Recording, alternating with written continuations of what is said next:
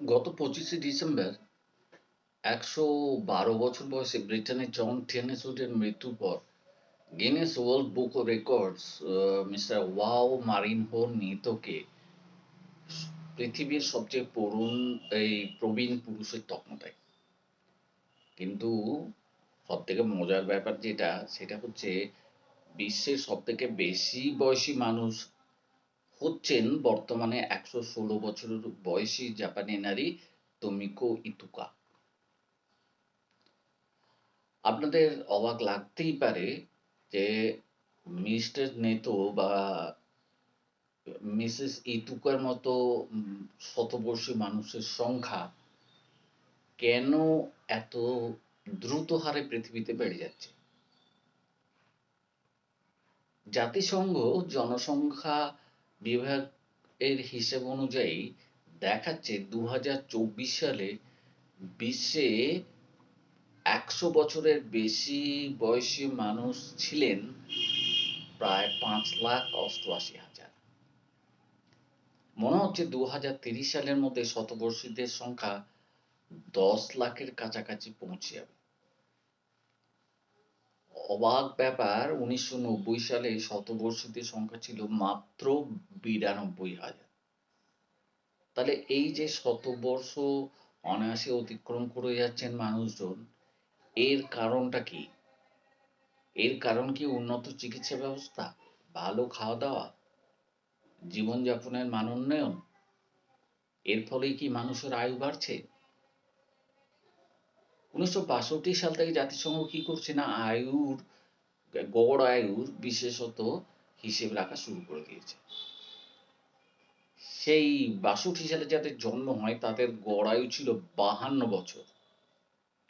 এটা জাতিসংঘ বলছে।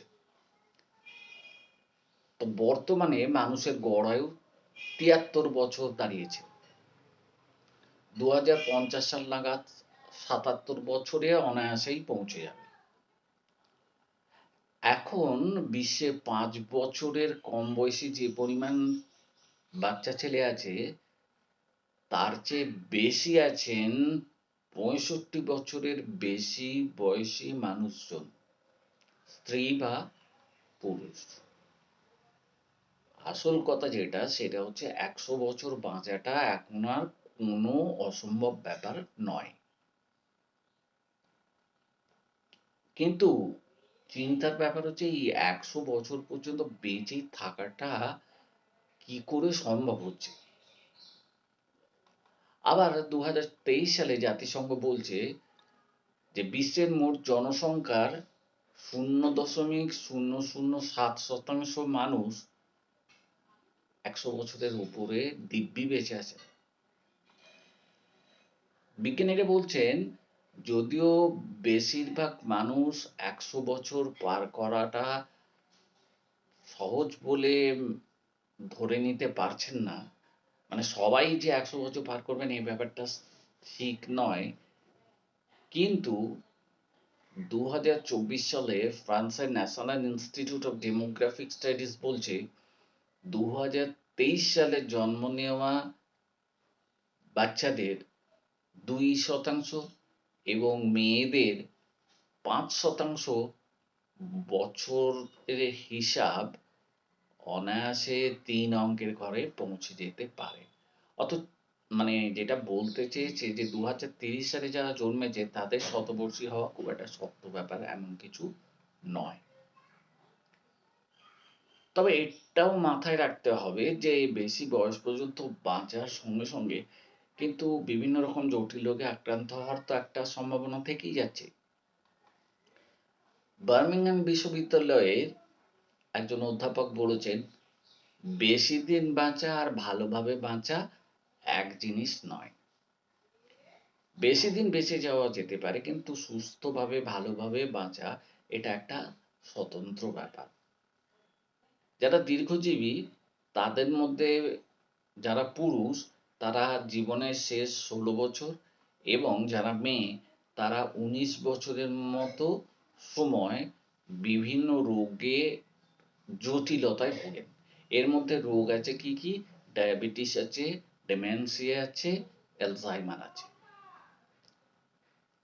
তাহলে এখন মুখ্য প্রশ্ন এটাই যে মানুষ কি করে শতবর্ষের উপরে অনায়াসে চলে যাচ্ছেন। 1997 সালে 122 বছর বয়সে মারা যান ফ্রান্সের এক মানুষ জাঁ ক্যালমো। যখন থেকে এই রেকর্ড শুরু হয় তখন পর্যন্ত তিনিই ছিলেন একমাত্র মানুষ যিনি 120 বছরের বেশি বেঁচে ছিলেন। 100টা বছর পার করা যদি কঠিন হয়, তবে এর পরবর্তী পর্যায়টা পার করা কিন্তু আরো কঠিন।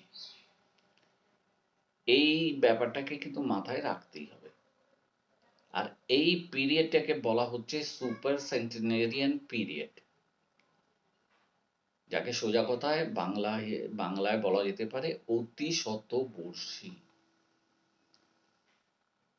বোস্টন ইউনিভার্সিটির এক গবেষণা বলছে যে মার্কিন যুক্তরাষ্ট্রে 50 লাখের মতো মানুষের মধ্যে গড়ে কেবল একজনই অতি শতবর্ষী হন এবং মোটামুটি 110 বছর পর্যন্ত বাঁচেন। যুক্তরাষ্ট্রে সেন্সাস অনুযায়ী 2010 সালে দেশে 100 বছরের বেশি বয়সীদের সংখ্যা যেখানে ছিল 50,000, 2020 সালে সেখানে দাঁড়িয়ে গেল ওই সংখ্যাটাই 80,000। মানুষের বার্ধক্য নিয়ে যে বিজ্ঞানীরা গবেষণা করছেন তাদের কাছে শতবর্ষীরা বেশ আগ্রহের একটা সৃষ্টি করেছেন। অধ্যাপকটা বলছেন যে দীর্ঘ বার্ধক্যে পৌঁছে যাওয়া মানুষের শরীরে আসলে কি রকমের খেলা চলছে এটা নিয়ে বিজ্ঞানীরা নানা রকমের মতবাদে বিশ্বাসী এবং তাদের মধ্যে মতভেদও আছে। কেউ একটা সিদ্ধান্তে উপনীত হতে পারছেন না। এরা বিভিন্ন রকমের থিওরি আবিষ্কার করছেন প্রতিনিয়ত এবং বিভিন্ন রকমের থিওরিকে আবার পরিত্যাগও করছেন যথাযথ। মানে কেউ নিশ্চিত নন যে কি করে মানুষ বর্তমান পৃথিবীতে এত কঠিনতার মধ্যে, এত দুঃসময়ের মধ্যে, এত মানসিক বৈকল্যের মধ্যে, শারীরিক প্রতিকূলতার মধ্যে, এত রোগ শোক ঝামেলার মধ্যে দীর্ঘজীবী থেকে যাচ্ছে। তবে একটা ব্যাপার তো ঠিকই যে দীর্ঘজীবনের সঙ্গে সুস্থতার একটা অঙ্গাঙ্গী সম্পর্ক রয়েছে। যে কিছু কিছু মানুষকে দেখা গেছে যারা দীর্ঘজীবী হয়েছেন তাদের দেখা গেছে যে তাদের একটা সমস্যা খুব বেশি করে ভোগায়, সেটা হচ্ছে চোখে কম দেখা। এছাড়া বেশিরভাগ মানুষই বলেছেন যে তাদের আর কোনো সমস্যা নেই, তাদের ওষুধপত্র খেতে হয় না, তারা দিব্যি আছেন, শতবর্ষ পার করে বিনা ওষুধে দিব্যি বেঁচে আছেন এবং স্বাভাবিক খাবার দাবার খাচ্ছেন। এই ব্যাপারটা মানুষকে বা বিশেষত বিজ্ঞানীদের যথেষ্ট চিন্তা করেছে যে কি করে স্বাস্থ্যকর নয় জীবনযাপন, এইরকম জীবনযাপন করেও একজন মানুষ ওষুধপত্র না খেয়েও একজন মানুষ কি করে 100 বছর পার করে দিচ্ছেন। একজন 100 বছর পার করা মানুষের পুত্র এক সাক্ষাৎকারে জানাচ্ছেন যে তার বাবা শতবর্ষ পার করতে পারেন কিন্তু মদ্যপান ছাড়া তার কিন্তু কোনো রকমের কুঅভ্যাস আর কি ছিল না। আরেকজন জানাচ্ছেন যে তিনি যথেষ্ট পরিমাণে ধূমপান করতেন এবং তার চকলেট প্রিয়তা ছিল উল্লেখযোগ্য। এখন একটা অসঙ্গতি দেখা যাচ্ছে না? ধূমপান করছেন, দীর্ঘজীবী হচ্ছেন, মদ্যপান করছেন, দীর্ঘজীবী হচ্ছেন, প্রচুর পরিমাণে চকলেট খাচ্ছেন, দীর্ঘজীবী হচ্ছেন। এটা একটা দ্বন্দ্বের মধ্যে ফেলেছে বিজ্ঞানীদের। তাহলে দীর্ঘজীবী হওয়ার প্রক্রিয়াটা কেমন? 2011 সালে আমেরিকান জেরিয়াট্রিক সোসাইটি জার্নালে একটা গবেষণা প্রকাশিত হয়েছে। তাতে বলা হয়েছে যে 95 বছর বা তার বেশি বয়সী 400 জনেরও বেশি মার্কিন মানুষের উপর গবেষণা চালিয়ে দেখা গেছে তাদের মধ্যে বদঅভ্যাস ছিল বেশিরভাগ মানুষেরই, এবং এই বদঅভ্যাস বিভিন্ন ধরনের। এদের মধ্যে 60% ছিলেন ধূমপায়ী, অর্ধেক মানুষই ছিলেন ওবেস বা স্থূলকায়, এদের মধ্যে মাত্র 3% মানুষ ভেজিটেরিয়ান ছিলেন, বাকি সব ছিলেন ননভেজ।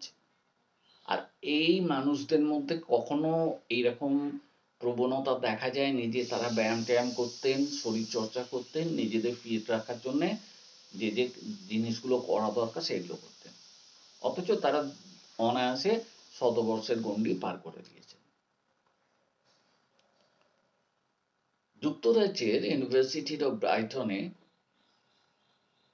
এক প্রফেসর বলছেন যে দীর্ঘ জীবন তো লাভ করা যায়, এখন তো বোঝাই যাচ্ছে যে দীর্ঘ জীবন লাভ করা খুব একটা শক্ত ব্যাপার কিছু নয়, কিন্তু কি করে সুস্থ দীর্ঘ জীবন লাভ করা যায় এই ব্যাপারটার উপর জোর দিতে হবে।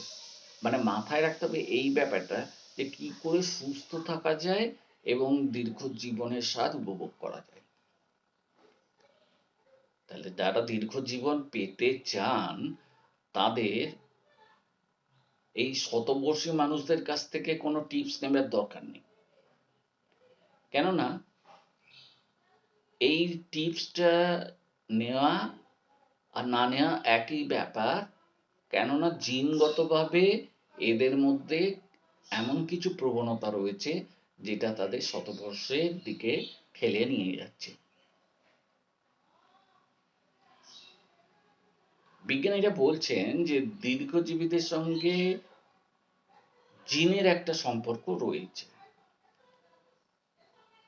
এই জিনগত যে অতিবার্ধক্য, এই সব মানুষদের জীবন জুড়ে যদিও বহু ঝড়ঝাপটা আসে, যদি তাদের উপর জীবনের উপর নানা রকমের প্রতিকূলতার ধাক্কা আসে, সেগুলো কিন্তু কোনো প্রভাব ফেলতে পারে না, কেননা এই জিনগত কারণই তাদের বাঁচিয়ে দিয়েছে। তাদের যে বদ অভ্যাস ছিল সেগুলোর হাত থেকেও বাঁচিয়েছে, এবং তারা যে সমস্ত প্রতিকূলতার মধ্যে দিয়ে গেছেন এবং তাদের জীবনে যে বিভিন্ন রকমের প্রতিকূলতা দেখা দিয়েছে সেগুলোর যে ক্ষতিকর দিক সেগুলোর হাত থেকেও বেঁচে গেছে। তাহলে জিন যদি বড় ফ্যাক্টর হয় তাহলে তো এখানে কিছুই করার নেই। তাহলে সে মানুষ মদ্যপানি করুন, ধূমপানি করুন, বেহিসাবি জীবনযাপনই করুন, তিনি শতবর্ষ পার করবেনই। আর যিনি সমস্ত নিয়ম কানুন পার করছেন, নিয়ম মেনে চলছেন, খাদ্যাভ্যাস ভালো, রীতিমতো ব্যায়াম করছেন, শরীর চর্চা করছেন, তিনি 70 বছরের বেশি বাঁচতে পারছেন না। এই যে একটা বৈষম্য, এই যে একটা বৈসাদৃশ্য, এটা বিজ্ঞানীদের কিন্তু যথেষ্ট এখন চিন্তায় ফেলে দিয়েছে। আর যেহেতু শতবর্ষী মানুষদের সংখ্যা বাড়ছে, সেই জন্য বিজ্ঞানীরা বারবার করে জানার চেষ্টা করছেন যে মানুষের গড় আয়ু কি বাড়ছে। যুক্তরাষ্ট্র ইউনিভার্সিটি অফ ওয়াশিংটনের গবেষকরা এই দাবি করছেন যে হয়তো এই বর্তমান শতাব্দীতেই শতবর্ষ যারা পার করে ফেলেছেন সেই সব মানুষদের আয়ুষ্কাল আরো বেড়ে যাবে, হয়তো 130-40 বছরও পার করে ফেলতে পারেন কেউ কেউ। কিন্তু এই যে 130-40 বছর পার করে ফেলা, এর পেছনের যে রহস্য, এই রহস্যটা কি সহজে ভেদ করা যাবে? মনে হয় না অত সহজে তা হবে। দীর্ঘ জীবনের সঙ্গে জীবনযাত্রার মানের যে সম্পর্ক রয়েছে সেই ব্যাপারটা যতদিন না খোলসা করা যাচ্ছে, যতদিন না সেই চ্যাপ্টারটা একদম পুরোপুরিভাবে বিজ্ঞানীদের কাছে বা গবেষকদের কাছে একদম খোলসা হয়ে যাচ্ছে, সামনে চলে আসছে, ততক্ষণ পর্যন্ত এই ব্যাপারটা নিয়ে দ্বিধাদ্বন্দ্ব থেকেই যাচ্ছে।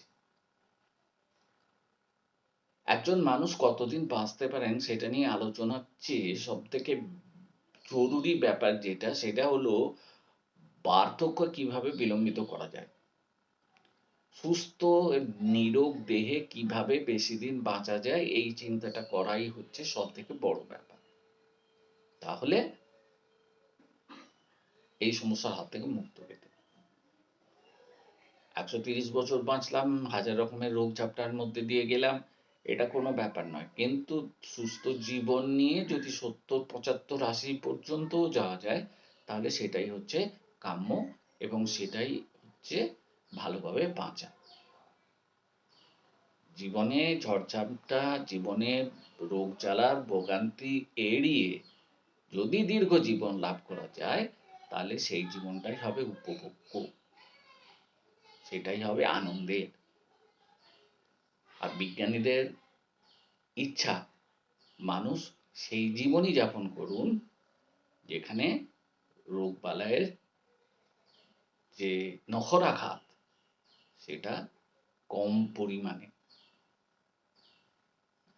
ঝড়ঝঞ্ঝা অতিক্রম করেও যেসব মানুষ বেঁচে থাকবেন 100 বছরের নিচে, তারা যদি সুস্থ থাকেন, সেটুকুই বিজ্ঞানীদের কাছে পরম প্রাপ্তি। যাই হোক, আজকের এই ভিডিওতে আপনাদের কাছে শতবর্ষের রহস্য ফাঁস করে গেল। শতবর্ষ নিয়ে বিজ্ঞানীরা কি ভাবছেন সে কথাও একটু বলার চেষ্টা করা গেল। তো শতবর্ষটা কোনো ব্যাপার নয়, এবং শতবর্ষের মধ্যে যে জিনগত একটা যে ব্যাপার লুকিয়ে আছে সেটাও আমরা জানলাম। বদঅভ্যাসের ফলশ্রুতি দীর্ঘ জীবন, এটাও জানলাম। যে বদঅভ্যাস করেছেন অথচ দীর্ঘ জীবন বেঁচে আছেন, যদিও এটা এনকারেজ করার মতো কোনো ব্যাপার নয় যে বদঅভ্যাস করুন আপনি দীর্ঘ জীবন লাভ করতে পারবেন, এটা বলা হচ্ছে না। বলা হচ্ছে অনেক মানুষ আছেন যারা বদঅভ্যাস থাকা সত্ত্বেও অতীত জীবনে দীর্ঘ জীবন লাভ করেছেন। যাই হোক, এই ভিডিওটা কেমন লাগলো জানাবেন। যদি ভালো লাগে তাহলে লাইক, শেয়ার, কমেন্টস করতে ভুলবেন না। মলয় বন্দ্যোপাধ্যায় ইউটিউব বাংলা চ্যানেলে আপনাদের সবাইকে সুস্বাগতম। এরকম ধরনের নতুন নতুন উদ্ভট টপিক আপনাদের সামনে হাজির করতে পারলে আমি নিজেও তৃপ্ত থাকবো। আমার নিজের অনেক কিছু জানা হয়ে যাচ্ছে, অনেক কিছু ঘাটতি হচ্ছে। যাই হোক, সবাই ভালো থাকুন, সুস্থ থাকুন, এটাই হচ্ছে টার্গেট। দীর্ঘজীবন লাভ করা কোনো টার্গেট নয়। বিজ্ঞানীরা তাই বলছেন, আমাকেও সেই কথাই বলতে হচ্ছে। ভালো থাকুন সব।